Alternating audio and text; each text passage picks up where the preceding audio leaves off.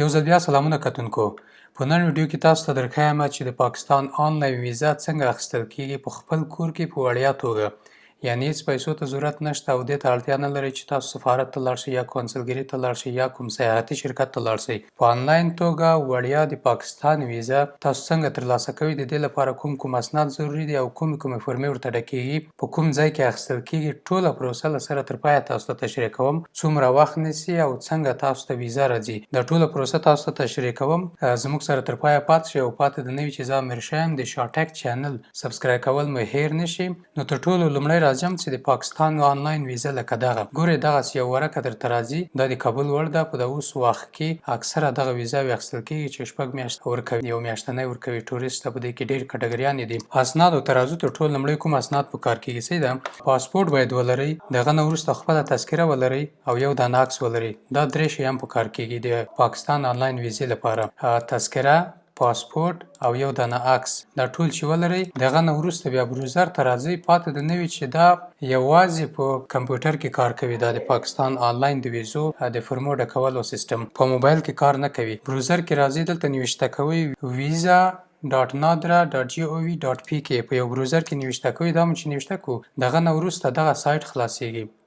په اول سر کې چې خلاصیږي لږ وخت نیسي، هغه ستاسو انټرنټ پر مربوط ده. نو دلته ډېرې کټګریانې دي. ښه، دغه عمومي سایټ ته د پاکستان د نادره دولتي سایټ دلته gov.pk چې پکې راشي، هغه دولتي سایټ راځي. صحیح ده. بیا راځو ویزا کټګري ته. یعنې دلته تاسو دا ټولې کټګریانې انتخابولی شئ. سمه ده. په دغو کې مثلا اکثرته چې موږ او تاسو انتخابوو یا ټوریست وي او یا فیملی ویزیټ وي. سمه ده. بزنس کولی شئ، ورک کولی شئ، میډیکل کولی شئ. یعنې دا ټولې که تاسو د معایناتو د علاج لپاره ځئ، میډیکل کولی شئ، دې لپاره اسناد ولرئ. زه فیملی ویزیټ درته انتخابوم. یعنې که تاسو خپل خپلوان یا څوک په پاکستان کې اوسېږي، تاسو غواړئ هغو سره کتنه وکړئ، فیملی ویزیټ هم کولی شئ، ټوریست هم کولی شئ که پاکستان نه لیدنه کوئ. نو موږ راځو فیملی ویزیټ ته. سمه ده. فیملی ویزیټ باندې کلیک کوو. په دې مې چې کلیک وکړو، دا خلاصیږي. د دې لپاره چې تاسو اپلای وکړئ، دلته بعضې شرایط دي، خو زه لکه مخکې چې تاسو ته وویل چې کوم اسناد په کار کېږي، د دغو خلاصه ما تاسو ته ویلي. نو اپلای باندې بیا کلیک کوو. سمه ده. اپلای باندې مې چې کلیک وکړو، دلته تاسو باید خپل اکاونټ د ویبسایټ کې جوړ کړئ. یعنې تاسو اول باید اکاونټ لرئ، هماغه ته لاګین شئ. لاګین ټو ایگزیسټینګ اکاونټ. صحیح ده. که یو ځل چې تاسو جوړ کړئ، بیا دې طریقه تاسو لاګین کېدلی شئ. او که اکاونټ نه لرئ، په دې سایټ کې اول باید اکاونټ جوړ کړئ. په دې کوم مصرف نه راځي او ډېر زر جوړېږي. یعنې موږ کریټ اکاونټ باندې کلیک کوو. دغه نه وروسته ګورئ ښه، دلته خپل نوم ورکوئ، لاندې تخلص ورکوئ، دغه نه لاندې ایمیل نوشته کوئ، بیا دلته تاسو پاسپورټ شماره نوشته کوئ، لاندې پاسورډ ورکوئ او لاندې بیا ځلې پاسورډ ورکوئ. په دې ځای کې د پورته کوډ ولیکئ. دا مې چې ولیکو، اګري باندې کلیک وکړئ، بیا سیو اینډ کانټینیو باندې کلیک کوئ. صحیح ده. دې باندې مې چې کلیک وکړو، دفعتاً لکه نورو ویبسایټونو کې تاسو ته اکاونټ نه جوړېږي. ښه، بعضې وخت نیسي 4 ساعته، 8 ساعته، 12 ساعته. یعنې که تاسو اکاونټ کریټ کړو او بیا که وغواړئ چې لاګین شئ، که نه غواړئ چې دننه شئ خپل اکاونټ ته، دلته لاګین باندې کلیک کوئ. په دې ځای کې تاسو خپل ایمیل ورکوئ، پاسورډ ورکوئ او دلته دا لاندنی کوډ نوشته کوئ. دا هر ځل تبدیلیږي 5YPM. صحیح ده. ما ته همدا راغلی، دا نوشته کوم، بیا لاګین باندې کلیک کوم. که ستاسو یوزرنیم، پاسورډ او کوډ هر څه سم وي، بیا به دې پردې سره مخامخ کېږئ. په دې نقطه باندې کلیک کوئ. دې مو چې کلیک وکړو، اکسپټ اینډ کنټینیو باندې کلیک کوئ. دې نه وروسته اوس زه خپل اکاونټ کې لاګین شوی یم، لکه دلته چې تاسو څنګه ګورئ. ښه، یو آر لاګډ ان از فلانی، ستاسو ایمیل بیا دلته راځي. یعنې زه اوس داخل اکاونټ کې یم. په دې ځای کې اوس که غواړئ چې نوي ویزا ته اپلای وکړئ، چې لاګین شوئ، بیا سټارټ ویزا اپلیکیشن باندې کلیک کوو. په دې مې چې کلیک وکړو، نو دغه تاسو ته راځي. دې نه وروسته بیا دلته تاسو هیواد انتخابوئ. که چېرته احیانا اوس خو افغانستان شته پکې، که افغانستان ترې ووتو، یعنې آنلاین ویزا خدمات د افغانستان لپاره بند شول، بیا امکان لري چې دا نه وي پکې. خو اوس د افغانستان نه تاسو کولی شئ چې آنلاین اپلای وکړئ. افغانستان هیواد انتخابوو، بیا سټارټ ویزا اپلیکیشن باندې کلیک کوو. دې نه وروسته دا ټول سټپونه باید موږ تکمیل کړو. سمه ده. لکه پرسنل انفو ده، فیملی انفو ده، فاینانس، امپلایمنټ، ټریول انفو. دا ټول زه تاسو ته درښیم سټپ بای سټپ چې څنګه دا ډکېږي مکمل ټول. لکه څنګه چې ما مخکې ویل، دلته ویزا کټګري انتخابوو چې یعنې تاسو کوم قسم ویزا په کار ده. یعنې تاسو غواړئ چې ټوریست ویزا واخلئ، ویزا نیو انباکس واخلئ، سټډي، میډیکل، بزنس، آفیس. نو موږ راځو فیملی ویزیټ انتخابوو. سمه ده. فیملی ویزیټ نه وروسته بیا لاندې دلته سب کټګري انتخابوو. سب کټګري کې فیملی ویزیټ، دغه نه وروسته اپلیکانټ ټایپ یعنی غواړئ که چېرته غواړئ یعنی تاسو دا ویزه تمدید کړئ بیا هم کولی شئ اکسټنشن یعنی ستاسو ویزه کې 15 ورځې 10 ورځې پاتې دي غواړئ هغه تمدید کړئ کولی شئ اکسټنشن انتخاب کړئ خو موږ انټري انتخابوو یعنی نوې ویزه زموږ په کار ده ویزټ ټایپ انتخابوو دلته سنګل انټري ملټیپل انټري سنګل انټري یو ځای تللی شئ ملټیپل انټري د یو کال لپاره یعنی تلای راتلای شي مشکل نه لري په هغه ویزه باندې خو د اوس لپاره د اوس شرایط فقط سنګل انټري ورکوي شپږ میاشتنۍ دلته یو کال لیکلی ده ملټیپل انټري 1 year ملټیپل انټري نه ده خو کله ویزه چې تاسو ته راوځي د یو کال نه وي ملټیپل انټري هم نه وي سنګل انټري وي او شپږ میاشتې وي دغه نه وروسته دلته ویزه ریفرنس لکه تاسو تمدیدي ته اپلای کوئ بیا په دغه خانه پورې کوئ که نوې ویزه وي دې ته ضرورت نشته فقط دلته تاسو خپل هغه د ویزټ پرپوز یعنې دلیل چې څه لپاره تاسو ځئ هغه دلته لیکئ که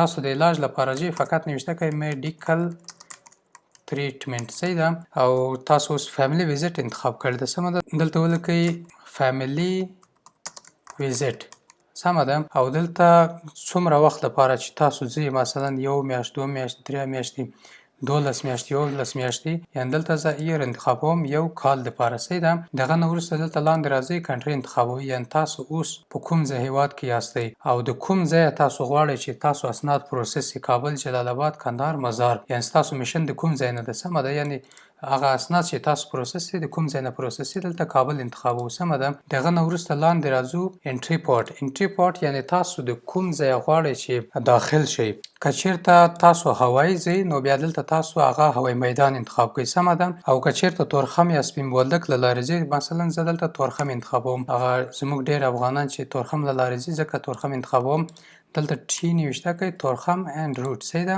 او دلته چې دا د پارت روټ هم همغسې تاسو کولی شئ چې یعنې اسلام آباد ایرپورټ کراچي ایرپورټ کابل ایرپورټ دغسې ټول انتخابولی شئ خو دلته موږ تورخم انتخابوو صحیح ده چې تورخم نه ننوځو او تورخم نه بیرته وځو سمه ده بیا لاندې راځو په اریول ډیټ یعنې په کوم تاریخ تاسو غواړئ چې هلته ورسیږئ دلته یو څو ورځې مخکې زه 19 انتخابوم بیا ډیپارچر ډیټ یعنې کوم تاریخ بیا تاسو غواړئ چې ولاړ شئ سمه ده هغه هم دلته زه انتخابوم یو څو ورځې وروسته لاندې بیا بل سټپ ته راځو دلته ستاسو د پاسپورټ نمبر نوشته کوئ مثلا د مثال په توګه زه نوشته کوم P023456 او پاسپورټ د کوم ځای نه تاسو اخیستی ایشوینګ اتارټي که چېرته تاسو د افغانستان نه اخیستی وي نو فقط همغه نوشته کوئ یعنې د پاسپورټ اکثره زموږ پاسپورټ چې ده په نوشته وي KABUL کابل سنټرل پاسپورټ ډپارټمنټ صحیح ده او MOI ورسره نوشته کوئ منسټري اف انټریر وزارت خارجه دغه نه وروسته ټایپ اف پاسپورټ کوم قسم پاسپورټ تاسو لرئ که ډیپلوماټیک لرئ یعنې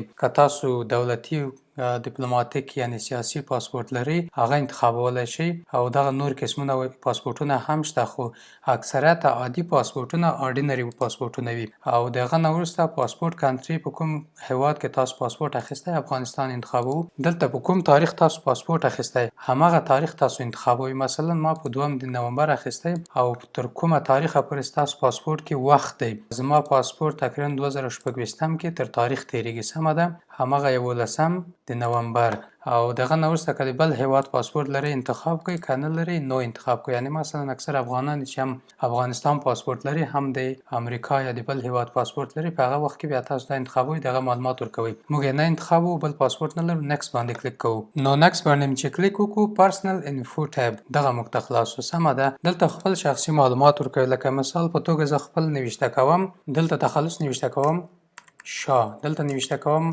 امیر سمه ده زما نوم که بل نوم لرئ نوشته کړئ او کنټري اف برث د زیږېدنې ځای هیواد انتخابوئ دلته افغانستان که بل هیواد کې زیږېدلي یاستئ همغه انتخابوئ خو زه افغانستان کې زیږېدلی یم دغه نه وروسته لاندې راځو کنټري اف ریزیډنټ یعنې کوم هیواد کې تاسو اوس اوسیږئ په افغانستان کې اوسیږو تاریخ تولد دلته نوشته کوم یعنې په کوم تاریخ زه زیږېدلی یم دلته یو څه نوشته کوم مثال په توګه 11 میاشت د 2 تاریخ لاندې راځو پلس اف برث په کوم ځای کې تاسو زیږېدلي یاستئ مثلا زه پکتیکا کې زیږېدلی یم صحیح ده پکتیکا ولایت انتخابوم بلډ ګروپ که تاسو لرئ درته معلوم وي د وینې ګروپ هغه انتخاب کړئ، که درته معلوم نه وي مه انتخابوئ. او بله نکته زه درته وښیم، دا سور ستوری تاسو وینئ، دا سور ستوری دغه چې بعضو سره شته بعضو سره نشته. د دې مطلب دا ده چې کومو سره دا سور ستوری شته، یعنې دا خانو ته دغو سوالو ته تاسو حتما باید جواب ورکړئ. لکه دلته چې ما دا خالي پرېښو، که دې ته جواب ورنه کړئ ستاسو دا فورمه پر مخ ځي، ستاسو دا نوملیکنه پر مخ ځي. که په دې سور ستوري کې هره خانه تاسو نه پاتې شي دا پر مخ نه ځي. دا ضروري ده چې د دې سوال ته تاسو جواب ورکړئ. او لاندې بیا راځو په کنټري پلس او برت، هغه نه وروسته بیا بلډ ګروپ که انتخاب کړئ که نه کړئ انتخاب. لکه ما چې څنګه مخکې ویل دې سره سور ستوری نشته، دې سوال جواب ته ضروري نه ده چې جواب ورکړو. بیا لاندې راځو ته تعلیم کچه انتخابوو، مثلا ډیپلوما، سرټیفیکیشن یا دغسې های سکول، میټریک، هر څه چې تاسو ویلي وي هغه انتخابوئ. دلته واده مو کړی دی که یا که مو واده کړی وي میریډ انتخابوئ، که مو نه وي کړی دا نورې ګزینې خپل انتخاب کړئ. بیا لاندې راځئ چې تاسو وایه زنانه مردانه انتخابوئ، خپل جنسیت زمیل انتخابوم. او په دې ځای کې بیا خپل دین انتخابوئ، دین اسلام. نیټیو لنګویج یعنی خپله مورنۍ ژبه پښتو انتخابوم، PASTO پښتو سمه ده. لیګل سټیټ آف کرنټ یعنی په دې هیواد کې چې تاسو دلته انتخاب کړی ده تاسو کوم قسم راغلي یاستئ. موږ د دې ځای اصلي تابعیت لرو، یعنی د دې ځای یاستو سټیزن یو، د دې ځای صحیح ده سټیزن انتخابوئ. که چېرته تاسو پرمننټ ریزیډنټ یاستئ پرمننټ انتخابوئ. که د کوم بل توګه راغلی لاندې زیات کټګریان دي دغه انتخابوئ، خو موږ سټیزن انتخابوو. زه خپله د افغانستان یم سمه ده. لاندې بیا راځو نیشنلټیز کې پرسنل انفارمیشن، په دې بخش کې تاسو افغانستان انتخاب کړی ده صحیح ده. بیا دلته بیا تاسو یعنی دلته تاسو څنګه راغلی یاستئ صحیح ده. موږ برت انتخابوو چې دا زما د زیږېدنې هیواد یعنی دلته زیږېدلی یم، همدغه زما هیواد اصلي. که چېرته تاسو نور تابعیت لرئ هغه هم کولی شئ تاسو په دې ځای کې انتخاب کړئ. ښه اکسپینډ ډیټ تاسو که بل تابعیت لرئ دلته انتخابولی شئ. لکه مخکې چې ما وویلي بعضې افغانان دي چې د نورو هیوادو تابعیتونه هم لري، مثلا که یا د پاکستان یا د امریکا یا د انګلند هغه چې پاسپورټ یې ترلاسه کړی باید هغه هم دلته پکې ذکر کړي. نو اوس موږ بل تابعیت نه لرو دا نه ذکر کوو. لاندې راځو کانټاکټ ډیټیلز ته، یعنې ستاسو کانټاکټ ډیټیلز. دلته خپل ادرس نوشته کوئ. د مثال په توګه زه یو څه نوشته کوم، که شهرنو نوشته کوم یا کوټسنګي یو څه نوشته کوم صحیح ده. شهرنو، څومه نایه دا ټول باید نوشته کړئ. خپل دقیق ادرس، سټي کابل او کنټري هیواد افغانستان.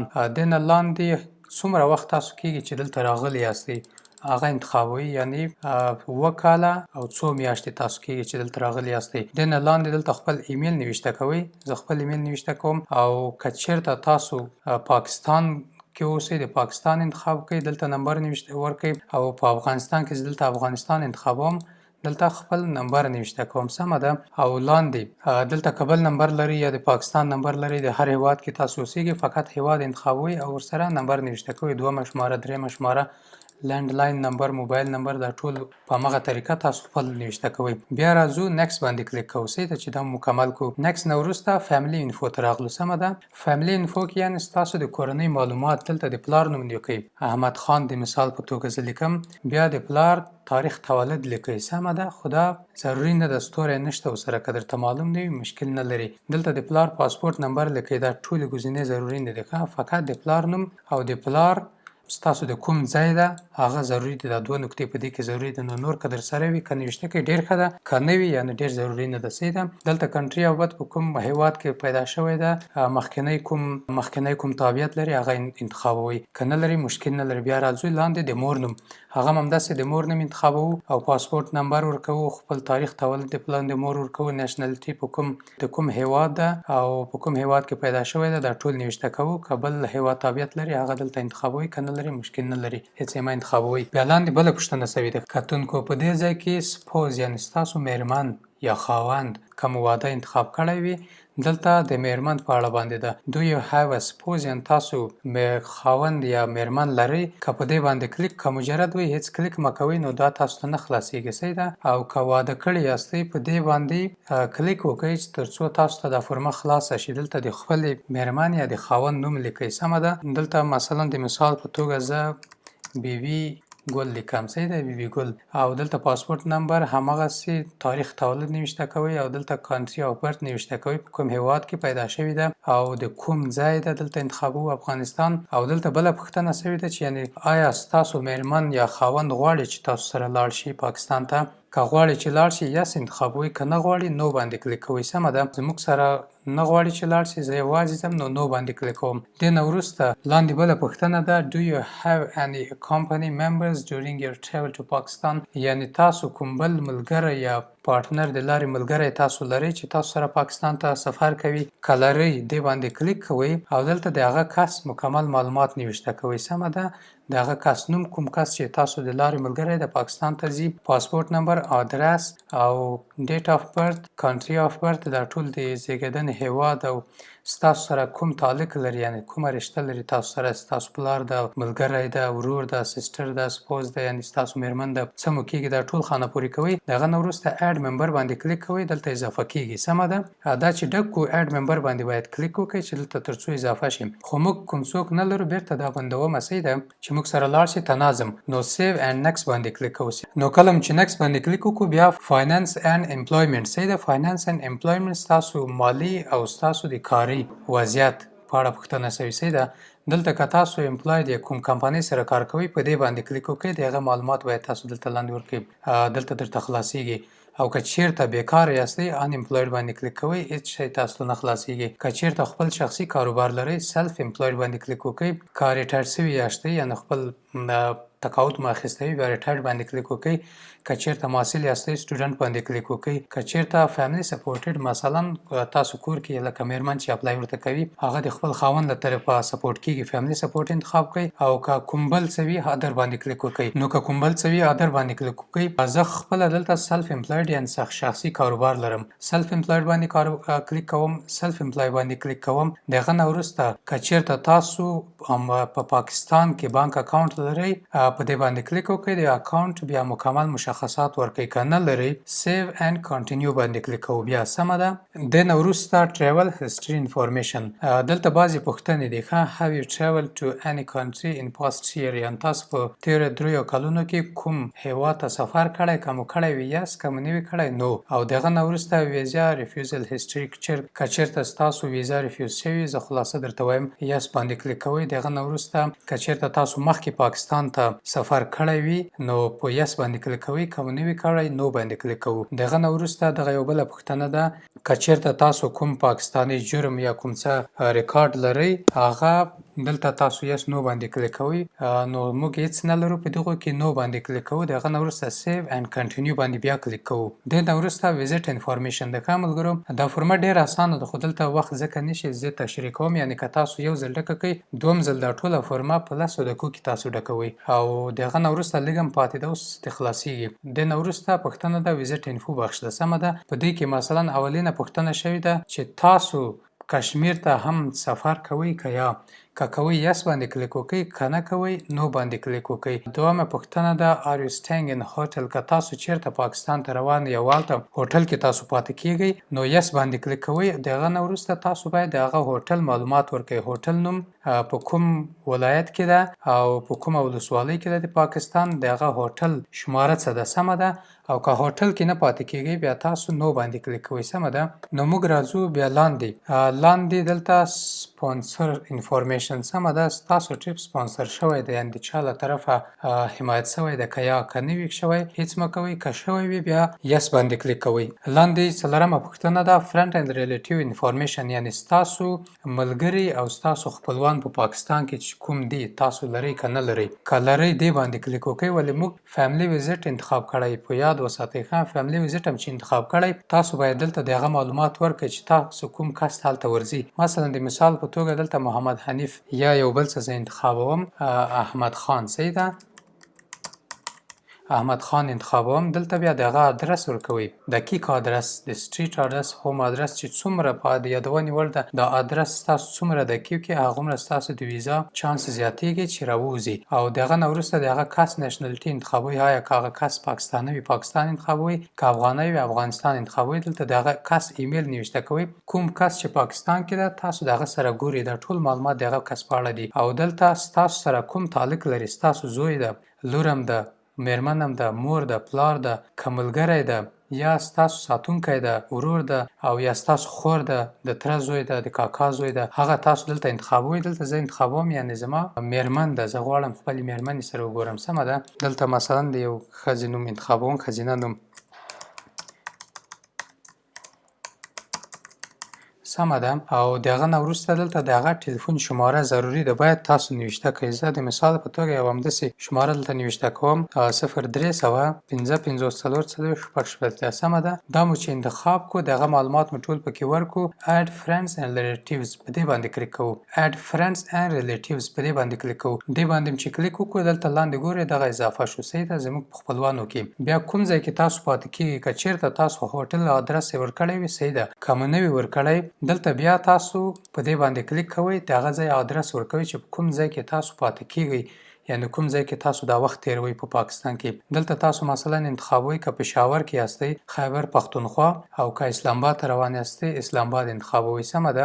اسلام آباد کې بیا دلته ولسوالۍ انتخابوئ اسلام آباد او تحصیل انتخابوئ خپل اسلام آباد. دلته دقیق ادرس لیکئ. دقیق ادرس د همغه ځای چې کوم ځای کې تاسو اوسېږئ هغه د مثال په توګه G11 مثلا F16 سمه ده هغه ادرس دقیق لیکئ. د سټریټ ادرس هوم ادرس ټول مکمل زه د مثال په توګه همداسې ما ونیوشته کړو. سمه ده. بیا اډ ادرس باندې چې کلیک وکړو دا هم په دې ځای کې اضافه شو. بیا سیو اند کنټینیو باندې کلیک کوو. دې نه وروسته ملګرو زموږ او تاسو فقط څه پاتې دي چې درې شیان ما تاسو ته تشریح کړي وو چې دغه زموږ په کار کېږي عکس تذکره پاسپورټ. اوس دا درې شیان اپلوډ کوو نور زموږ او تاسو کار انشاءالله خلاصېږي. دلته انتخاب کوو یعنی د کوم بخش ده ډاکومنت انفارمیشن اند فوټوګراف سمه ده عکسونه او ستاسو پاسپورټ تذکره د دې بخش ته دا انتخابوو. تر ټولو لومړی دلته انتخابوو چې موږ څه اپلوډ کوو. اول فوټوګراف یعنی خپل عکس. دلته مو چې انتخاب کو نو دا چې انتخاب کو دغه نه وروسته راځو چوز باندې کلیک کوو. عکس انتخابوو. عکس مو چې انتخاب کو اپلوډ باندې کلیک کوو. ښه ملګرو که په اپلوډ باندې کلیک ونه کړئ ستاسو عکس نه اپلوډ کېږي. ښه اپلوډ باندې کلیک کوو. د نه وروسته په دې مې چې کلیک وکړو که ستاسو عکس صحیح وي نو اپلوډ کېږي که نه وي صحیح دلته درته نوشته کېږي. مثلا زما عکس صحیح نه ده دلته نوشته سو unable to detect face یعنی مخ ونه پیژندل سو. سمه ده. ستاسو عکس کې کوم مشکل ده. د عکس شرایط داسې دی چې باید تر 50 ملي او 45 ملي نه دغه حجم پورته وي او په هغه خپل چوکاټ کې برابر وي یعنی د پاکستان د ویزا په شرایطو باید برابر وي. کوم د عکس کې مشکل ده. موږ راځو یو بل عکس انتخابوو. مثلا د مثال په توګه دغه عکس انتخابوم. دا مو چې انتخاب کو بیا اپلوډ باندې کلیک کوو. که دا عکس چیرته صحیح وو اپلوډ کېږي. ګورئ ملګرو دا عکس کې کوم مشکل نه وو اپلوډډ ولیکل شو او دلته راغی دلته اضافه شو. تر څو چې دلته اضافه نشي په دې پوه شئ چې ستاسو عکس اپلوډ شوی نه ده. دلته اضافه شو په دې بخش کې. د نه وروسته راځو خپل پاسپورټ اپلوډ کوو. سمه ده. پاسپورټ انتخابوو په دې ځای کې. بیا چوز ته راځو بیا پاسپورټ دلته انتخابوو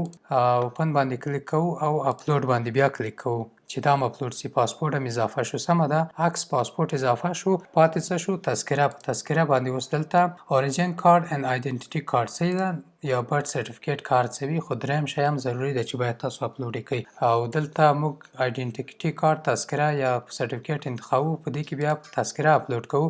تذکره نه وروسته بیا اپلوډ باندې کلیک کوو. که چیرته دا صحیح وي ګورئ دلته ټول درې وړه زموږ اپلوډ شول. دلته زموږ درې وړه اپلوډ شول. د نه وروسته بیا راځو سیو اند کنټینیو باندې چې کلیک وکړو په آخري ځل تاسو کولی شئ خپل اپلیکیشن دقیق وګورئ ملګرو. ښه ولې چې یو میاشت کې دا ویزا تاسو ته راوځي پاتې د نه وي چې دا ویزا مخکې 12 ورځو کې راوتله اوس یو څو ورځې مخکې د دې شرایط تبدیل شو. پیسې نه اخلي رایګان یې درکوي په وړیا توګه او یوې میاشتې نه تر یوې نیمې میاشتې پورې امکان لري چې دا وخت ونیسي ویزا. نو یو ځل بیا وګورئ تر دې دمخه چې تاسو یو میاشت ورته منتظره شئ په آخر کې بیا کوم څه اشتباه وي د ټول سم دقیق وګورئ. خپل نوم پاسپورټ نمبر کومه کټګوري تاسو انتخاب کړئ او کوم تاریخ تاسو انتخاب کړی ده کومه وظیفه او پاسپورټ نمبر کوم ځای کې تاسو پاسپورټ اخیستی کوم ټایپ پاسپورټ د تاریخ آخر د پاسپورټ د ټول تر پایه پورې معلومات دقیق وګورئ. کله چې مطمئنه شوئ دا هر څه دقیق دی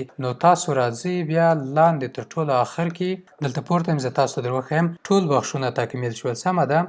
ټول بخشونه تکمیل شول. ریویو کې ده یعنې تاسو ته نه وګورئ. بیا تر ټولو لاندې راځئ دې باندې کلیک کوئ او سبمیټ اپلیکیشن باندې کلیک کوئ. سمه ده. سبمیټ اپلیکیشن باندې چې تاسو کله کلیک وکړو ستاسو دا ویزا رسیږي د پاکستان دولت ته او هغه تر څېړنې لاندې تقریبا یو میاشت وروسته بیا تاسو ته راځي. ویزا څنګه درته راځي ښه کله چې تاسو دې باندې کلیک وکړو زه په دې باندې کلیک نه کوم د دې لپاره چې دا ما یو عادي یو څه ډک کړي دي نو نه غواړم چې یو عادي شی ورولېږم تنها په دې کلیک وکړئ انشاءالله ستاسو ویزا دا فورم دوی ته رسیږي سمه ده دې نه وروسته بیا تاسو کوم ځای کې خپله د ویزا هغه معلومات کتلی شئ که چېرته تاسو ته راغلی وي ښه اګزسټینګ اپلیکیشن سمه ده کله چې تاسو خپل اکاونټ ته لاګین یاستئ اګزسټینګ اپلیکیشن په دې باندې کلیک کوئ سمه ده په دې مې چې کلیک وکړو دغه پرده تاسو ته خلاصیږي کومه ویزا وي چې تاسو دوی ته لیږلې وي هغه ان پروسس کې وي ستاسو ویزا به دلته لیکل شوی وي ان پروسس دغسې ان ای به لیکل شوی وي ښه